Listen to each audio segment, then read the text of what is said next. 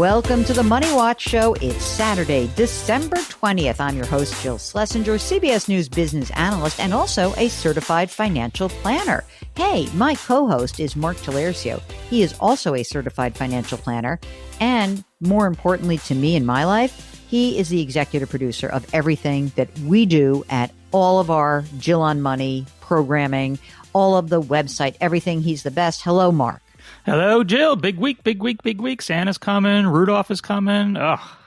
I watched. Crunch time. Of course, I watched the Peanuts Christmas because it's my very favorite holiday show. When Mark and I used to be able to do a radio show where we would just play any music we wanted until someone caught on to the fact that some of the things that we were playing were not licensed. Is that what happened, Mark? Yeah, I believe so. Yeah, we were doing something. Well, we tried. For the whole month of December, we basically played Christmas music. And it was awesome. And it made me feel so good.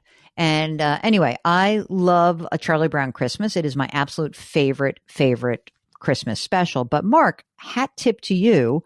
On my flight home from India, I actually decided, in honor of Mark Talercio, the big mushball that he is, I watched Love Actually. I knew you were going to say that. It was shocking. I've never seen the whole movie. Oh, wow. And all I can say is, how did my girl Laura Linney didn't get the guy? I'm not happy about that at all. Sorry if I ruined that for everybody. Spoiler alert. Come on. That's brother. Ridiculous. Her brother. Ugh. That guy was cute. It's a little dated. It Never gets old, though. Never gets old. No, I know. Especially and it takes you to London during Christmas. Anyway, Mark, what are you going to cook for your Christmas meal? I don't know. It's a good question. I was thinking not for the whole meal, but at least part of it. I was thinking of doing lasagna, which I really don't do lasagna. I'm not a big lasagna person, but I am. I know you are, and I feel like Theo and Amanda would enjoy that. So I think that's going to be part of it. Oh, that's good. Can you make a tray for me, and then I don't have to do it? You going to come to Brooklyn? That's a hard no. No, I just have to pick it up. It wouldn't be so bad. I think I have a smaller crowd this year. I think we have 10. So that's not bad. I'm thinking lasagna and for the main course, a pork loin. Pork loin, yeah? Yeah, I'm thinking about that. I really want to do these pork chops, but I don't want to be schlepping over the grill for, Christmas Day. But a pork loin is delicious, and I think it's easy to do. So that's what I'm going for. Mark, let's get to our task at hand. We have a friend of the show, Brian, who joins us from St. Louis to talk about what, Brian? What can we do for you? Well, I have a pretty old home. It's 125 years old, so it needs a lot of maintenance. Yeah. So right now I'm looking at a little repair. It's probably going to cost me up $15,000. That's it? What could you do in your house for $15,000? That sounds like, like half a closet. Part of it from collapsing. So that's pretty exciting. So, gosh.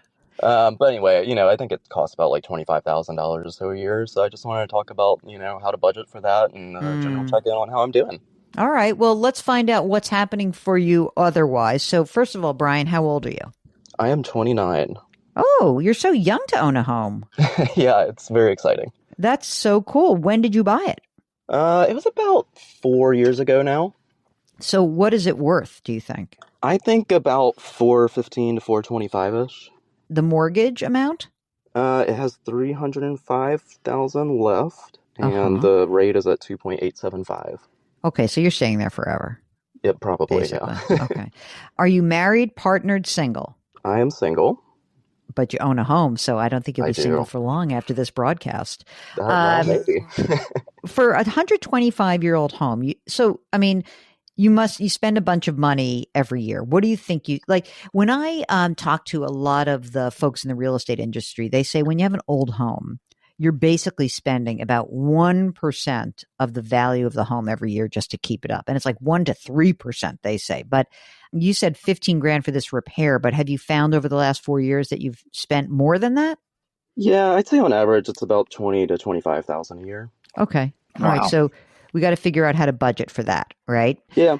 You're working full time right now? I am, yes.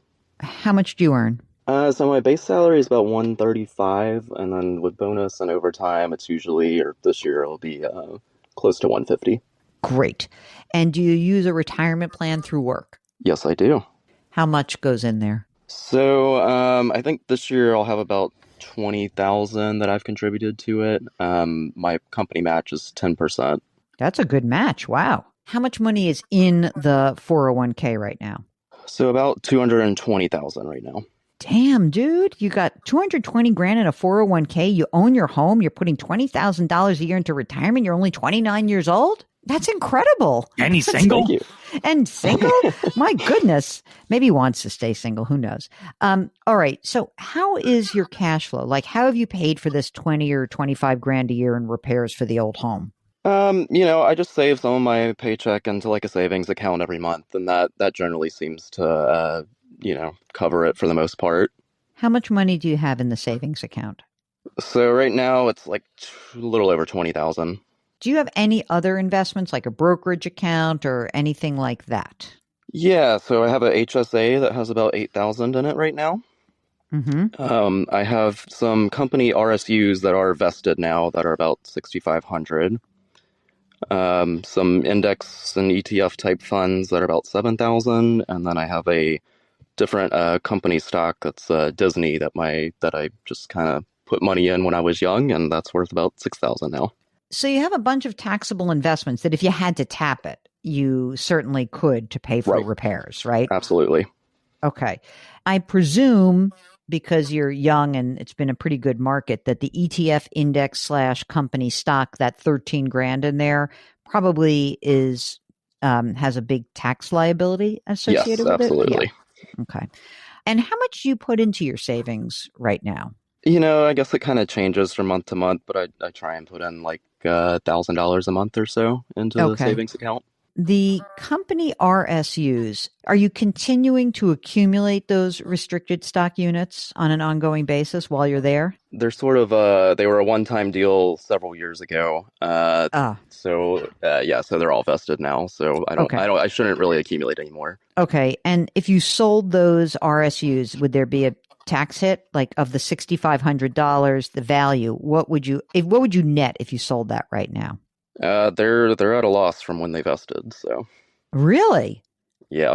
Oh, okay. No tax. So Mark, you want to take the loss on those? On those RSUs? Yeah, for sure. Yeah. So here's what I think you should do. Just thinking about this 15 or 20 grand. One thing that I would do is I would clean some of this stuff up right now. So I would take the RSUs and take that loss. It's the end of the year. It's a perfect time for you to take a loss. I would take the company stock and I would take the RSUs. I'd get rid of those and see if you net out with still a loss or a gain to see where you stand. I would try to net out at, sort of delta zeros, we would say. So, Sure. And then I would pop that money, that, 12 grand or so. I put that right into your savings account. And I think your savings account, you've got the right idea, which is you need a sinking fund every year. You have to have that money there because you own an old home. And I think that that's what you have and you will continue to do. So I would just clean that up right now because you have the ability and might as well clean this up while you have the loss, get rid of it, clean up the company stock. And then the ETF index stuff, are you putting money into that account? Not anymore, no. Okay. So that's just sort of static right now. Yes. Okay. And so what I would keep doing is exactly what you're doing. I'd clean up these accounts. You can leave the ETF unless you have, okay, let me just say this. If you look at the sale of the RSUs at a loss and the company stock gain, and you get rid of both of these positions and you still have a loss, you could take some of the index and, sell some of it if you wanted to, or just take the loss. You can take up to $3,000 against ordinary income this year of losses. So that would be nice for you to be able to do. Leave the ETF and index funds alone. Concentrate on building up that savings account. I think you need a little bit more in savings in general. Sure. Mostly because of this house. Because, this old house, right? It's so if we think about 20 grand a year, you're going to spend on the house, then you should have an emergency reserve fund beyond that 20 grand, right? If something bad happened to you at work. How much money do you spend on a monthly basis in general, forgetting about the repairs for a second? Well, I calculated it with repairs and all that good stuff. So, okay, do it. About $8,000 a month. Mark, how much should he have in his savings account for that $8 grand a month? Perfect world. I'd love to see at least 50,000. So that should be the goal. So if you want, you could clean everything up and sell the RSUs, the ETF index funds, and the company stock, wherever it is, get rid of that, put that, almost 20 grand into your savings account. So now instead of 20, you'd have 40, and you'd be closer to the ideal amount that we want. Because at $8,000 a month, what we try to say is at 6 months would be, $48,000. We'd like you to have that much, at least 6 to 12 months of your monthly of your expenses. Right. That's what we really are shooting for. But you are in very good shape. I mean, if you really wanted to crank up I think you'll get there, but I think it's important for you to have that base because you have this asset that requires your care and attention and your money. Makes right? sense. Now, one other question, Brian. You're a single dude, and so it may seem weird. You're 29 years old, but if something happened to you, who would get all this money? Like, who is your beneficiary? I think on some of it's my mom right now, so probably. And your her. Mom's in good shape?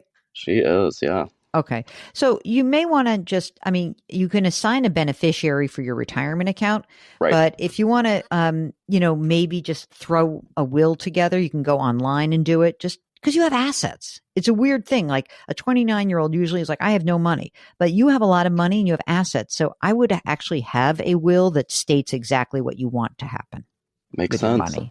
All I will right. put that on the list. Thanks for joining us. Hey, if you are the owner of a home and it's not easy always being an owner. There are some people who find that home ownership just not for them because of this exact situation Brian is discussing, which is it costs a lot to carry a house. I liked your little "this old house" pun. Thank you, Bob Vila. Yeah, exactly. Although there are some people who buy new homes and they still have to spend a lot of money. So if you've got a question about your house, or maybe you're like, oh my God, this costs so much more than I thought it was going to be. I did principal, interest, and taxes. I didn't factor in the cost of carrying this otherwise. Let us know how we can help you out. Go to JillOnMoney.com. Click the Contact Us button, which is in the upper right-hand corner. Write us a note. If you'd like to join us live, check the box. Mark will do everything else. While you're on the website, don't forget to sign up for the free weekly newsletter. It comes out on Friday. So it's a very good way to warm up for this show, okay?